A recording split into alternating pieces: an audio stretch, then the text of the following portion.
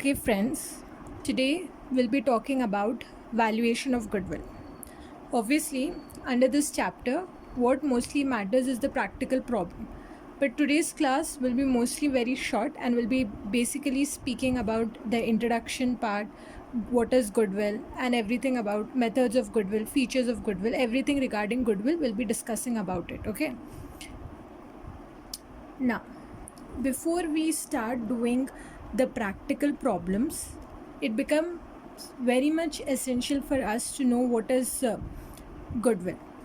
Okay, so in today's class, we'll be basically focusing on the theory aspect, and in the next video, I'll be explaining you the practical problems. Okay. Now, this valuation of goodwill mostly it is there for BCom, BBM, and BBA students, and I believe it is in the second year syllabus. Okay, generally you people will have a subject called as corporate accounting. Under that, most of the autonomous institutes they have this syllabus under that. So I hope that this video will be helpful for those students. Okay. Now, I'm going to put it in a very simple and layman's language so that it becomes easier for you people to understand. I don't want to prolong the video and make it, giving you unnecessary informations. I'll be just focusing on the aspects, okay? So the first thing, whenever you're studying about the valuation of goodwill, it's very important for you to know what is goodwill. And this usually comes for like very short type of answers as well. So you should know the definition and obviously you should know the meaning as well. If you go according to a layman's language, you can say that a goodwill is a push or it is a momentum that keeps the business going. You know, that spark, okay, that is what is goodwill. If you go according to a layman's language, it is basically a spark or a enthusiasm that helps the business going. And if you go according to the accounts terminology, it is basically a firm's supernormal earnings. Okay, obviously by now you people might know that it is an intangible asset. Intangible asset is obviously those assets which are not visible to our naked eyes. Now, this goodwill is basically coming from a variety of successful business ingredients.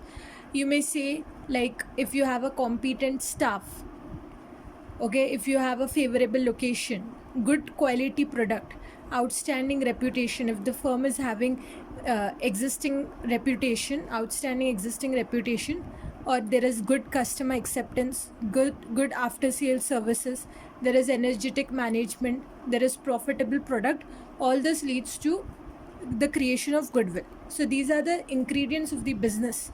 These are basically the successful business ingredients that results in a creation of goodwill. Okay, now this, I hope till here you are clear regarding what is goodwill. The next topic that we'll be focusing is on the features of goodwill. Generally speaking, there are 5 features of goodwill. Okay, the number 1 is that the value of goodwill is subjective, meaning that it depends upon the person who is valuing the goodwill. Okay, so you say that the value of goodwill is subjective. It depends upon the subjective judgment of the person who is valuing. And obviously goodwill cannot have an exact cost. Okay, it keeps on fluctuating. And it represents a non-physical value. Since it's an intangible asset, so it will be representing a non-physical value. And goodwill is valuable only if it is capable of being transferred from one person to the another. Okay, if it is not transferable, then you cannot value goodwill. This is also one of the important condition when you will be doing practical problems. It becomes very important for you to understand this point. Okay, now the next thing is that it can be sold only with the entire business, meaning that if you're selling a part of business, the goodwill cannot be transferred, the goodwill cannot be valued. It is always sold with the entire business. If you're selling the entire business, only then the valuation of goodwill takes place.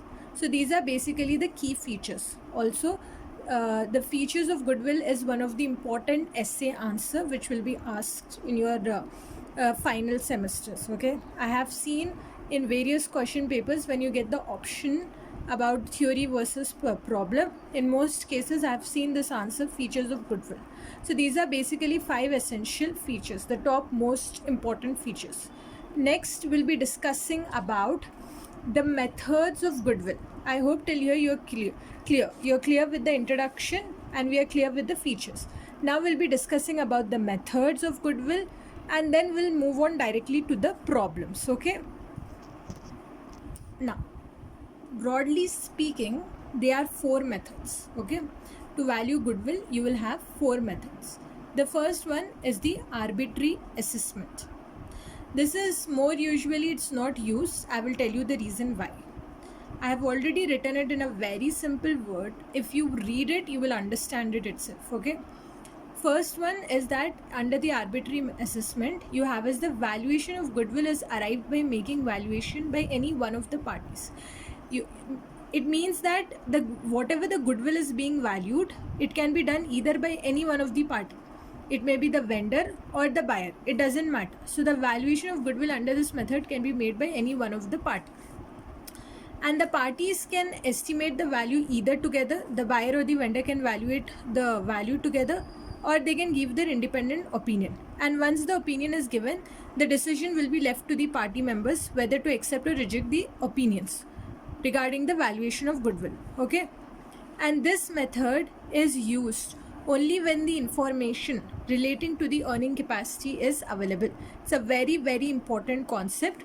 Only if the information relating to the valuation of the goodwill is available, only then you can use this arbitrary assessment method. Okay. So it's a very simple concept. What is it? It is basically, it states that either one of the party, either the vendor or the buyer can decide the valuation of goodwill.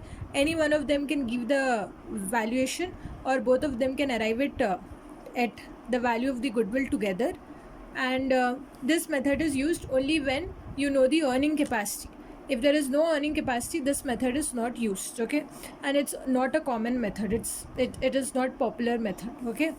Now the next 4 methods that we have is the capitalization method. We have purchase of past average profits method, and we also have the super profits method. These 3 methods are very, very important, and it is generally asked in your essay type answers, and all the practical problems regarding the valuation of goodwill will be based on these 3 concepts.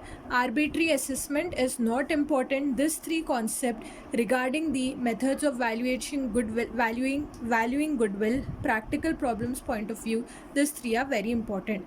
Under super profits, you have is the purchase of super profits, you have annuity method, and you also have the capitalization of super profits method. Okay. So under super profits, we'll be studying about these 3 methods. I will make it very simplified for you.